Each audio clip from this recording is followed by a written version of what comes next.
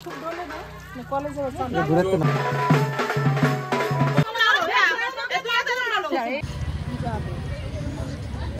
Everyone, welcome back to my channel Kol blogs. আশা করছি তোমরা সকলে ভালো আছো আর আমিও কিন্তু অনেক ভালো আছি। আমি কিন্তু সকালবেলা স্নান করে রেডি হয়ে চলে এসেছি রাজের দিদি বাড়িতে, কারণ আজকে কিন্তু বিয়ে আছে তার কারণে। তো দেখতেই পাচ্ছ আমার সঙ্গে রয়েছে দিদি, আর এখানে এই যে সকাল সকাল প্যান পার্টি চলে এসছে।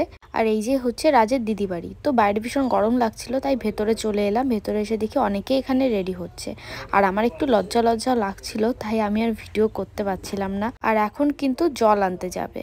তো এখানে দেখতেই পাচ্ছ ফটোশ্যুট হচ্ছিল, আর এখানে দিদি কিন্তু আমার ভিডিওটা করে দিচ্ছিল। আর হ্যাঁ, আমি এসেছি কিন্তু বনগাঁ ট্যাংরা কলোনিতে বিয়েতে। আমাকে বিয়েতে ইনভাইট করা হয়েছিল, তাই আমি এসেছি। আর এখন আমরা যাব সবাই মিলে জল ভরতে। আমার তো যাওয়ার কোনো প্ল্যানই ছিল না, আমি ভেবেছিলাম একবারে রাত্রেবেলা বিয়েতে যাব। তো এতবার ফোন করছিল যে তারপরে রেডি হয়ে চলে এলাম, শাড়ি আর পরতে পারিনি। তো আমরা এখন যাচ্ছি কিন্তু পুকুরে জল ভরতে। সাইডে একটা পুকুর ছিল, সেখানেই যাচ্ছি। আর এই যে দেখতে পাচ্ছ প্যান্ডেল, এই প্যান্ডেলটা কিন্তু অন্য বাড়ি। সাইডে একটা রিসেপশন হচ্ছিল, সেই প্যান্ডেলটা এত সুন্দর প্যান্ডেল করেছিল, পুরো রাস্তাটা অনেক বড় করে করেছিল, তো দেখতেই পারছো। আর এখানে কিন্তু কেউ ডান্স করছিল না, আমাদের ওখানে হলে কিন্তু সবাই অনেক ডান্স করতাম। তো আমাকেও কিন্তু বলেছিল অনেকবার ডান্স করতে, কিন্তু আমার একটু লজ্জা লাগছিল, তাই আমি আর করছিলাম না। আর তোমাদেরকে তো বলাই হলো না বিয়েটা হচ্ছে রাজের দিদির দেওরের বিয়ে। তো ওই বিয়েতেই আমরা এসেছি। আর রাজ গেছিল একটু বাজারে, তাই কিন্তু আমাদের সঙ্গে জল আনতে যেতে পারেনি। তো আমরা কিন্তু দেখতে দেখতে এখানে পুকুরে চলে এসেছি। দেখতেই পাচ্ছ কত সুন্দর পুকুরটা। সাইডেই কিন্তু স্কুল, ট্যাংরা কলোনি হাই স্কুল।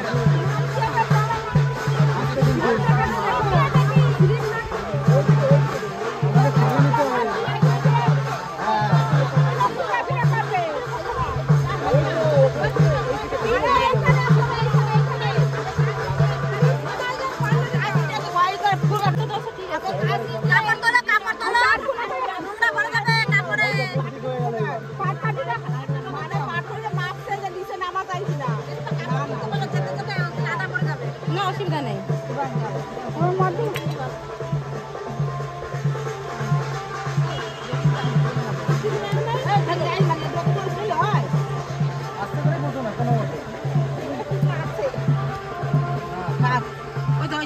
কিন্তু থাকে না তো তেল শুধু আনতে হয় না, রয়েছে তো তাহলে আচ্ছা।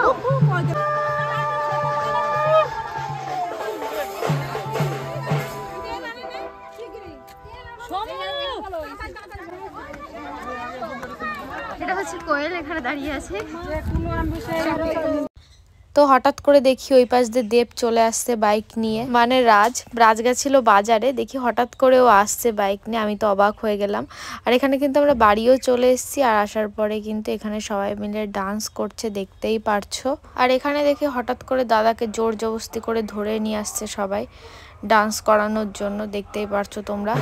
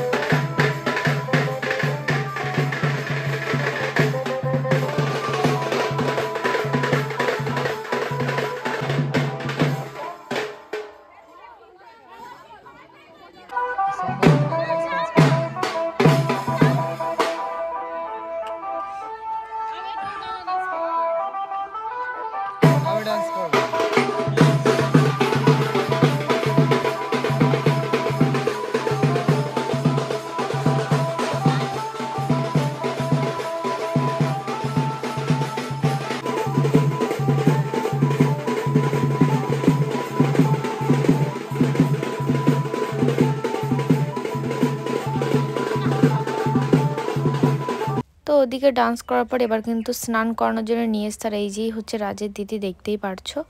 তো এখন দাদাকে স্নান করানো হবে।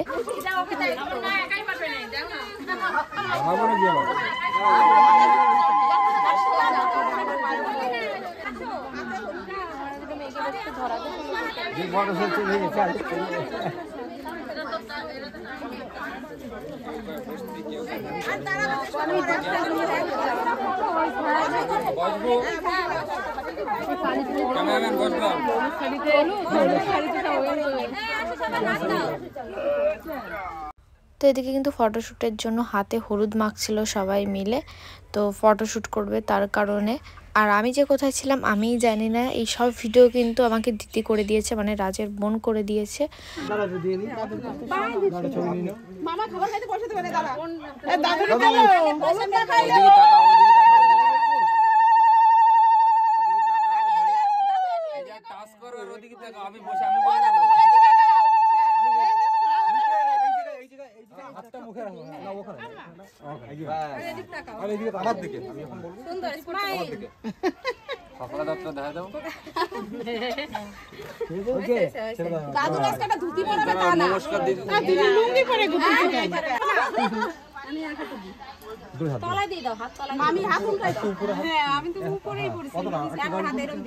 মানে এ পাশে নিচে থাকবে, আস্তে আস্তে উপরের দিকে উঠবে।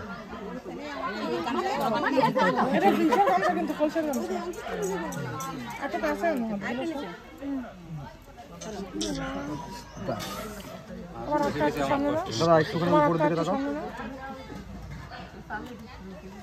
আরেকটা হবে, আরেকটা হবে। আচ্ছা সময় বলো। তো ওদিকে ফটোশ্যুট হওয়ার পরে এখন স্নান করিয়ে নিচ্ছে। আর হঠাৎ করে এসে আমাকেও কিন্তু হলুদ মাখিয়ে দিল দিদি, এখানে দেখতে পাচ্ছি। তো আমি বললাম এক গালে না মাখিয়ে আর এক গালেও মাখিয়ে দাও। তো এখন কিন্তু সুন্দর করে হলুদ মাখিয়ে দিয়েছে, দেখতে পাচ্ছি হলুদ মাখানোর পর কেমন লাগছে। অবশ্য আমার অ্যালার্জি ছিল, তাই আমি বলেছি অল্পই আমাকে হলুদ মাখাতে। তারপর আমি এখানটা এসে রাজকে দেখাচ্ছিলাম যে দেখো আমাকে হলুদ মাখিয়ে দিয়েছে। আর এখন কিন্তু আমরা খাওয়ার জন্য যাব ভেতরে, খাওয়া দাওয়া করেই চলে যাব বাড়িতে, কারণ বিয়েতে যাব যেহেতু রেডি হতে হবে, অনেকটা লেট হয়ে গেছিলো। আর এখন কিন্তু আমরা খেতে চলে এসেছি। আর এই যে এখানে প্যান্ডেল সবে করছে, তো চারিপাশটা খুব সুন্দর করে প্যান্ডেল করছিল, আমি দেখছিলাম বসে বসে। আর এই যে হচ্ছে দিদি, রাজের বোন।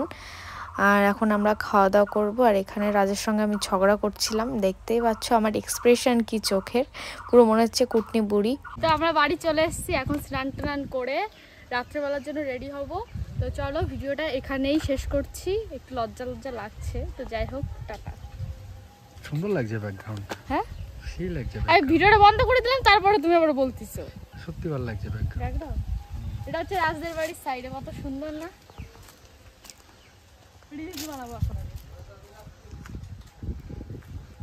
তো চলো।